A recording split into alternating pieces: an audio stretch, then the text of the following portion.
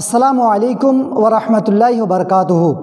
শবে বারাত অর্থাৎ লাইলাতুন নিসফ মিন শাবান মাসের 15 তারিখের ফজিলত ও বরকত সহি হাদিস দ্বারা প্রমাণিত।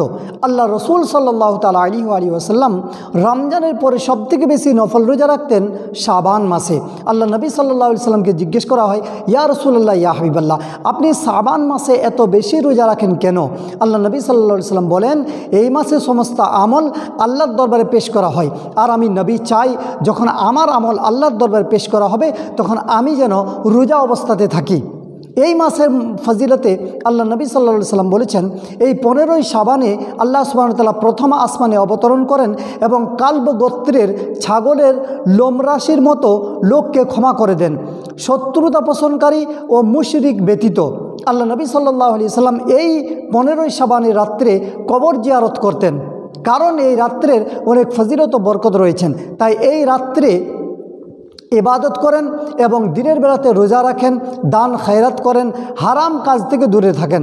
আর এই শাবান মাসের ফজিলত ও বরকত সহি হাদিস দ্বারা প্রমাণিত। আল্লাহ নবী সাল্লাল্লাহু তাআলা আলাইহি ওয়াসাল্লাম এই শবে বারাত উপলক্ষে লাইলাতুন নিসফ মিন শাবানের ফজিলত বিভিন্ন হাদিসে উল্লেখ আছে।